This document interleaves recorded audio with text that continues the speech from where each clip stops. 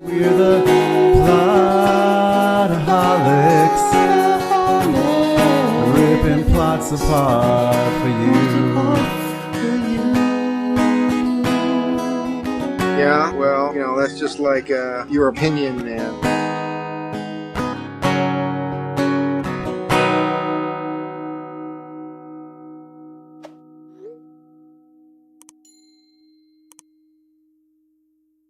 Isn't this pretty? That's so pretty. That is. Wow. Lisa London, everybody, here broadcasting live from in front of her palm tree in glorious Hollywood, California.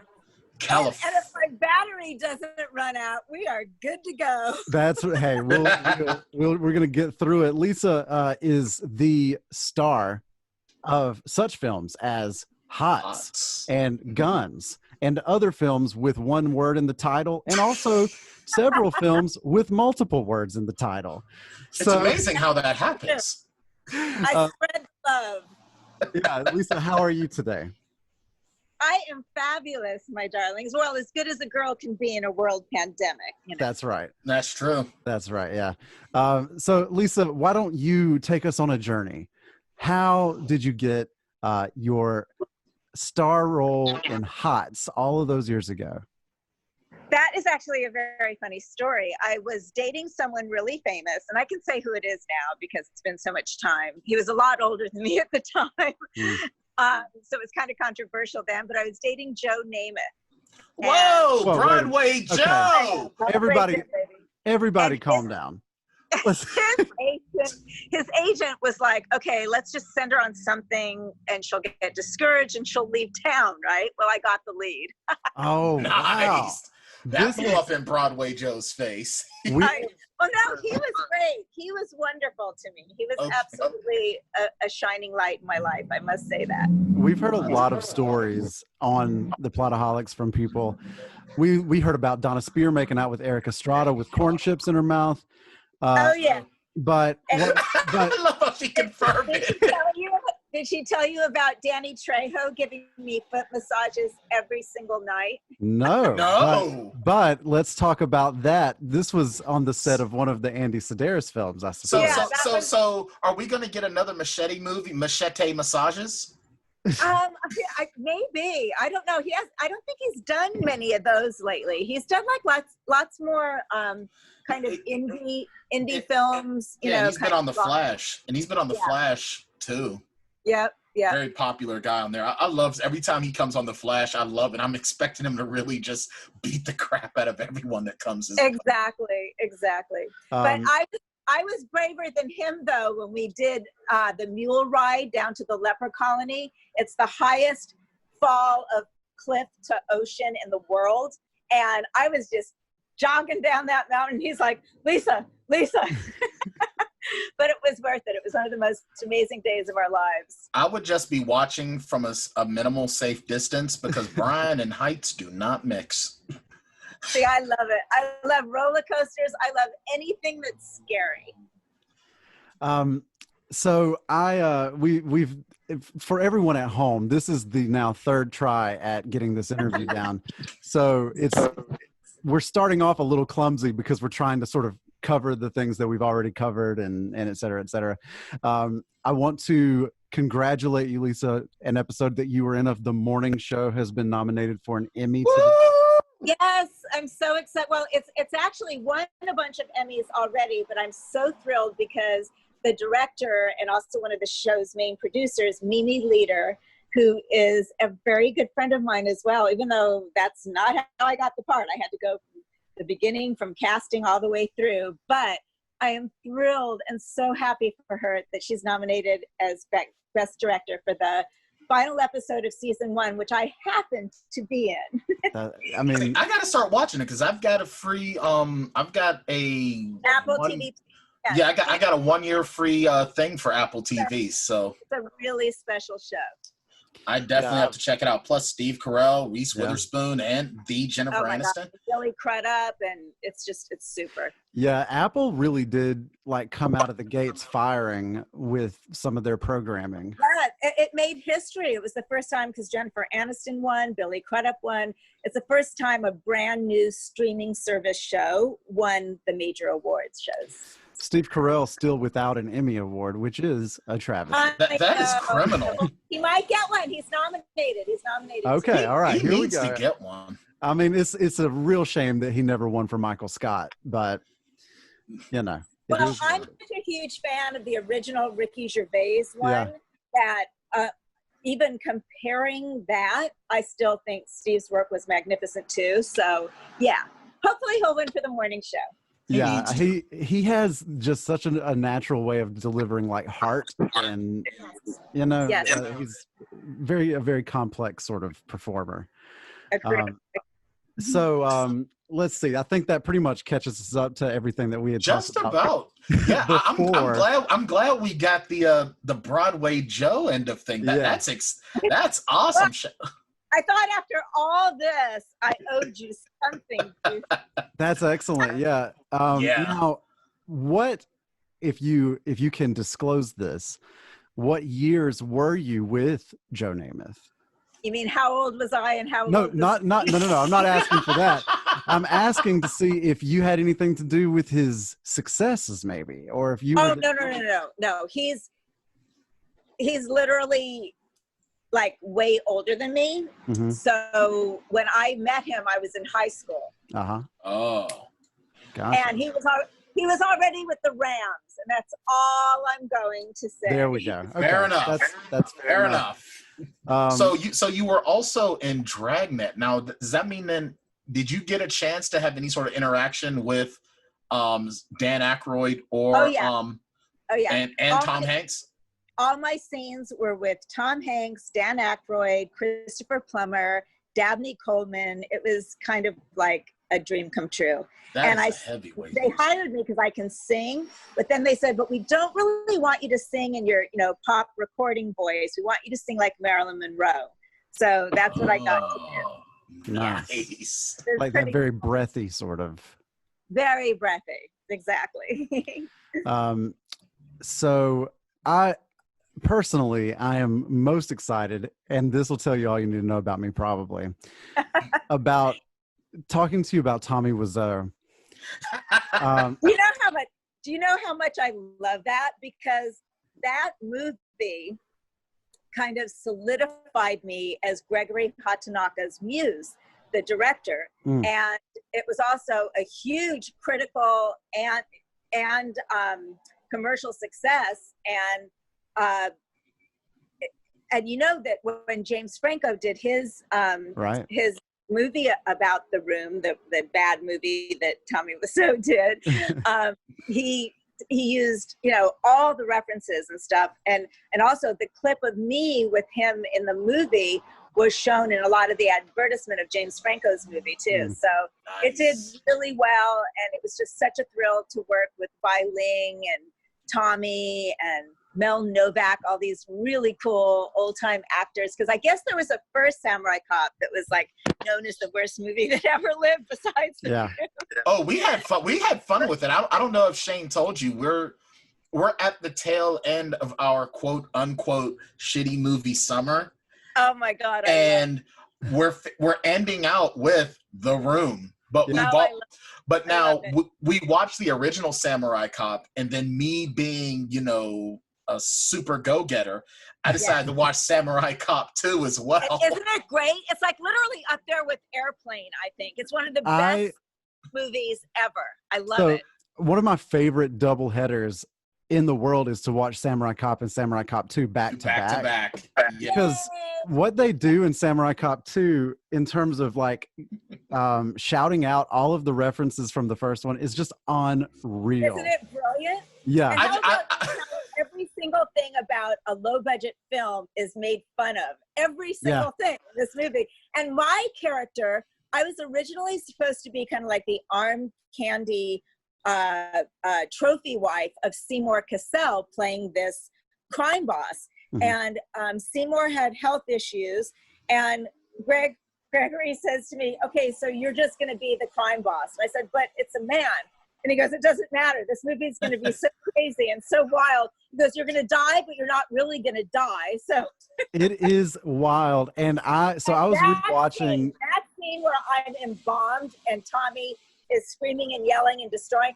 You have no idea. That's the best acting I've ever done, to not move and not crack up. Shane was seriously just saying that. He was like, I wonder how hard she had to work to not laugh. Yeah, I was watching this movie before, like earlier today, because it had been a little while since I had seen it. And so because I was looking for Lisa in the movie, and I found you in the like the strip club shootout scene. And then I had forgotten this super crazy moment where Tommy Wiseau starts freaking out next to your dead body. Isn't that hilarious? It's the best because it is so reminiscent of Tommy Wiseau at the end of the room when he's like knocking shit over. And how about when Beiling had the blood spurting out of her for like an hour? It's so good. And whenever did he scream that you were tearing him apart? Pardon me? What was that? What'd you say? Did Tommy Wiseau scream that you were tearing him apart? Yes. I've had a lot of men say that. Oh, Joanne. Oh my. Now, I don't know if I can actually get a shot of this because of the computer, but the lion head that's prominently featured in Samurai Cop, that little, a friend of mine made me this lion head. Oh my God. So also what's prominently featured in the movie, and almost every scene, is the portrait of me on the wall, because I'm like the revered leader. Right. And that was hilarious. That art department took some gorgeous photograph of me from an Italian modeling job that I did, and they superimposed my head and my hair on top of Colonel Klink from Hogan's Heroes. So they wanted me to be like gender ambiguous. Wow. Oh my God. See now. Look at it again closely. You'll laugh so hard. I will watch it again to do that. Yeah. See now, I would gladly just have a Lisa portrait in my office, period. I don't Colonel Clinkless, to be honest. Now, if you have gotta look at it closely, you will laugh so hard. Do you have any prints of that particular photograph? I do. Nice. I do. How much? I want one. He said, how much? I charged $30 for my John Hancock and a photo of your choice. But does the photo of my choice include the one from Samurai Cop 2? Yes. Oh, yes. Well then consider it PayPal'd. I love it. For real. I love it.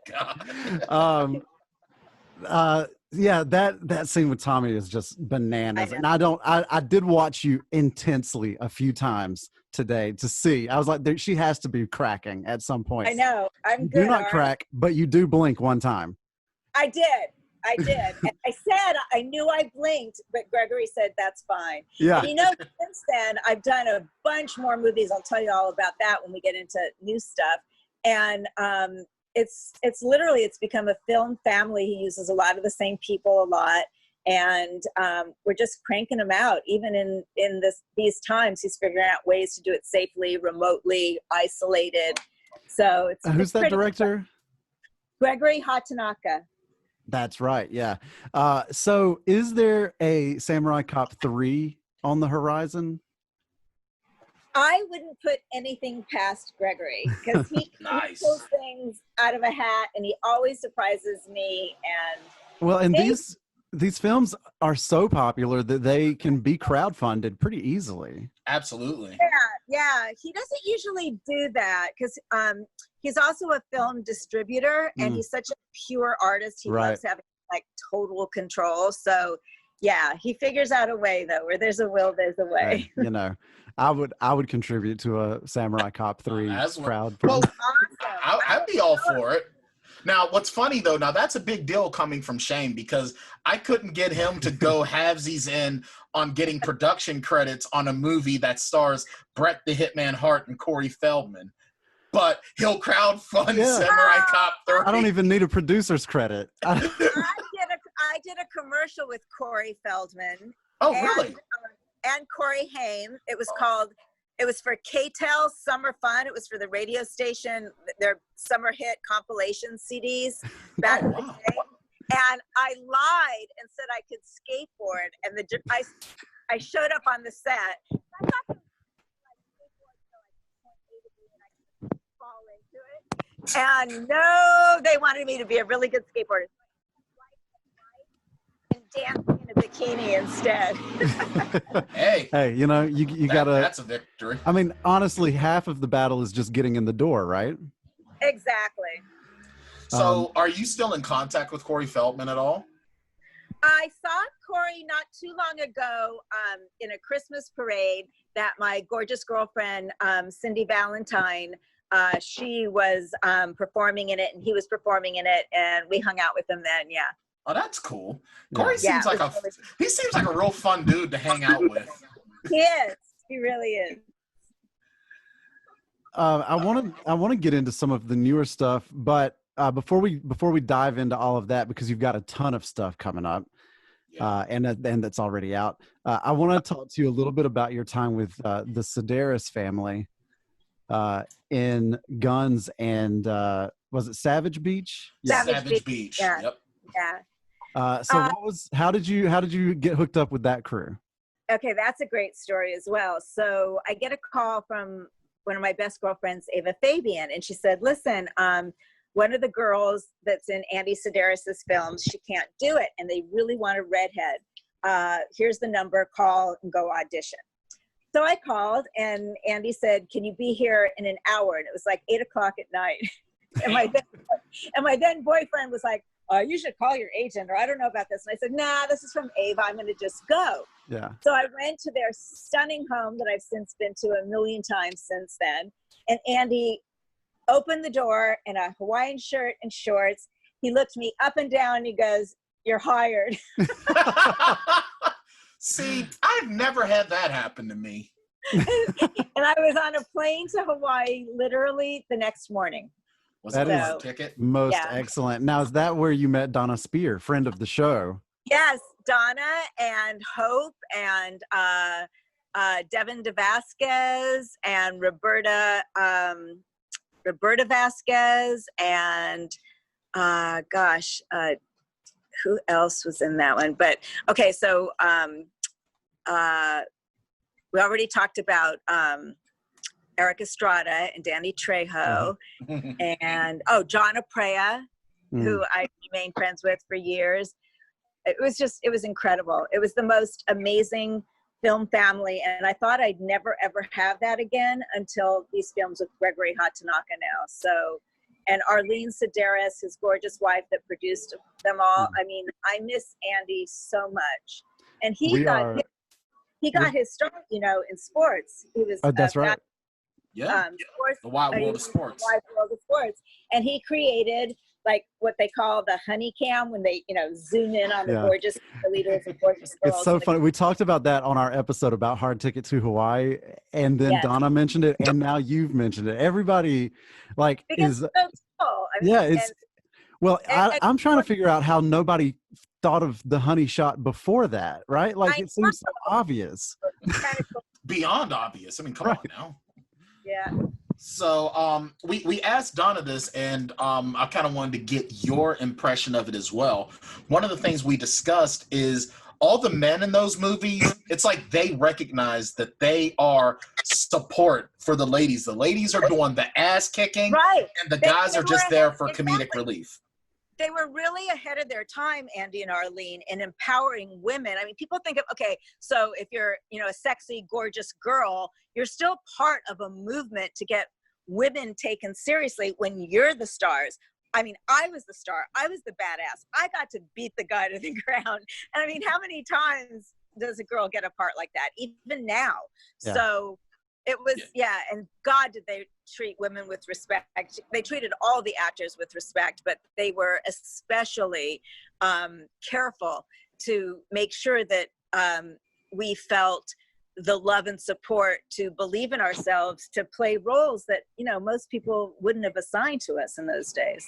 Well, yeah, because I mean, if you look at a lot of even some of the movies that you were in beforehand, I mean, you did amazing, but for me, those movies are where you got to be like a badass, and you got to take so much of what you already had and take it to the next level. And absolutely, it's interesting because I think what I love about Andy Sedaris films and the work that he did in Arlene too is that it's almost like it's a sneaky feminist message, right?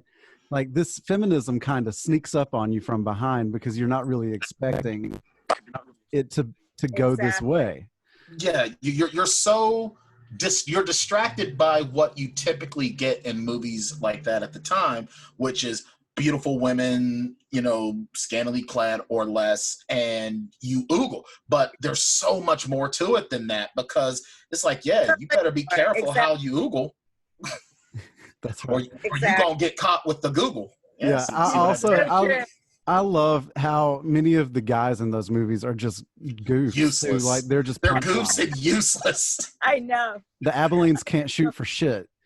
And what was so wonderful about that, it was like that vibe of respect for the girls on the set, because we were on location in Hawaii all the time. And it was just nothing but one big, beautiful, just totally positive experience for everybody. That's awesome. Well, I want to get into some of your newer work. You've got a ton of films over on Amazon Prime. I do. And it's almost like at this point that are you owning Amazon Prime? Are you owning the streaming? I know. When this first started, the whole COVID lockdown, all of these movies were supposed to have a theatrical release. And I was really bummed out, but it's worked out kind of in a beautiful way, in the sense that so many people are getting to see me in so many diverse roles, So, you've dropped 4 movies this year already. It'll be 5. It'll be 5, actually. Yeah, because according to IMDb, we've got 4 that are released currently. Looks like a documentary that's completed that's going to be released, and then another film, Quarantine Girl, that's in post-production that's supposed to come out this year. Quarantine Girl, I'm so excited about, because it addresses the mental issues in a really creative, bizarre way, like only Gregory Hatanaka can do. But it's about what's happening to people because of COVID. And it's basically a big Zoom meeting of a bunch of people. And then you kind of the camera stays on and you see what they do in their private life. So I play a newscaster in this, but I'm not going to tell you anything else about it. But I'm very, very proud of that. And that's going to be on Amazon Prime and Tubi pretty soon. And then I've got the 4 that are on Amazon Prime and Tubi now are Chuck, which I also co-produced, and that's a psychological thriller. And then Body of Night, which is kind of a riff on 50 Shades of Grey, but different. And then Heartbeat, which is a film noir murder mystery that just dropped on Amazon Prime and Tubi. And then Acrylic, which is a fabulous comedy about dueling nail salons. And that's written and directed by Nicole D'Angelo, and another female-led movie. And those are all on Amazon Prime and Tubi. And the first film that you mentioned there is called Choke. You broke up just a little bit when you mentioned it. Yes. Choke. There's a ton of Lisa London content over on Amazon Prime that you can get for free if you're a Prime subscriber. So go. Which I am. So I will. And Tubi TV is free also. Oh, that's right. Yeah. Okay. Yeah. Right. Yeah. I want to talk a little bit before we wrap things up with you about your time with Ed Sheeran and Justin Bieber. Ed Sheeran and Justin. Yeah, I'm the babe in the smash summer hit music video of this entire couple of years. Actually, it just keeps going. Yeah. It's the I Don't Care. Yeah, I Don't Care is a banger of a song. It's such a great song. Yeah. And the video. Yeah. See, I'm kind of a music snob, so I haven't even heard of it. Well, So I'll look it up, Lisa, because you're in it. Because, see, me, if it's not... Just Google I don't care, it comes up all over the place. All right, I'll do it, because I'll tell you the truth. If it's not 80s or 90s, I don't listen to it. Brian, when Brian says he's a music snob, what he actually means is that he's stuck in his ways. I am. I know. A lot of people. I've been training to be a stubborn, grouchy old man since I was 12, okay? And I'm just about there where I can do it, and they can just say, oh, he's just old and set in his ways. I love it. Yeah, so were you on set for that, or was that all filmed remotely? Because it looks like most of it's blue screen.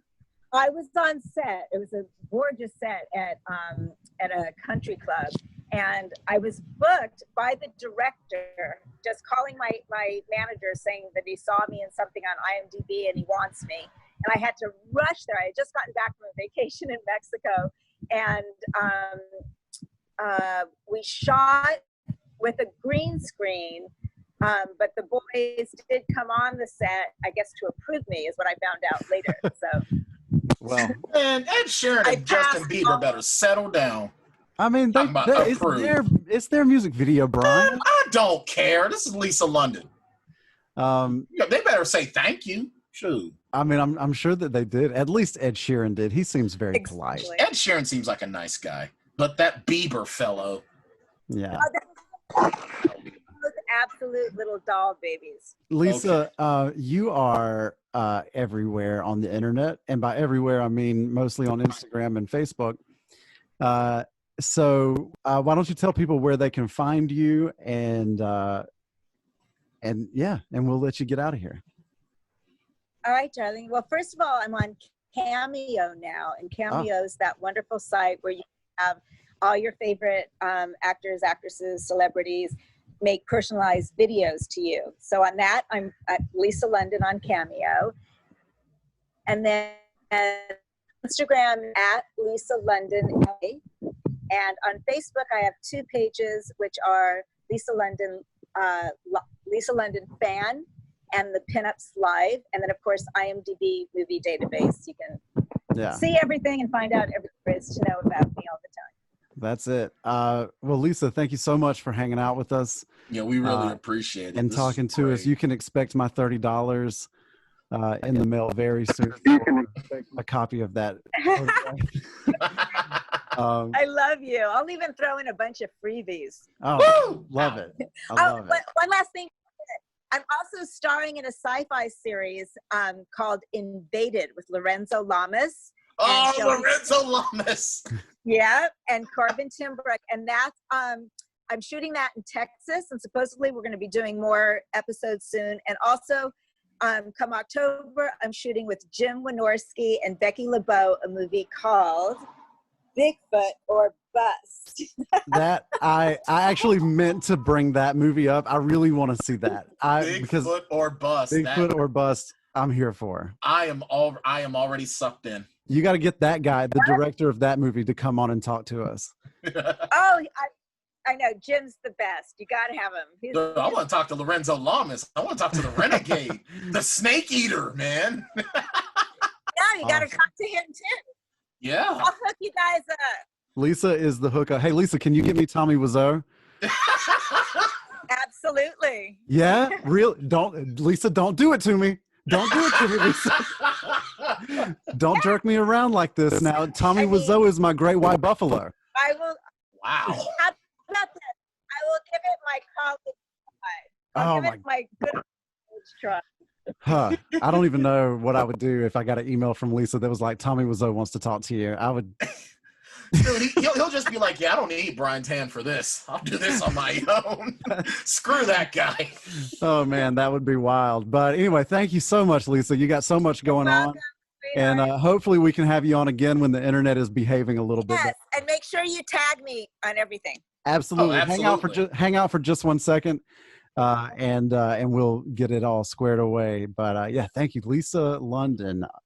Just Google her; she's everywhere. But make sure, she's all over the place.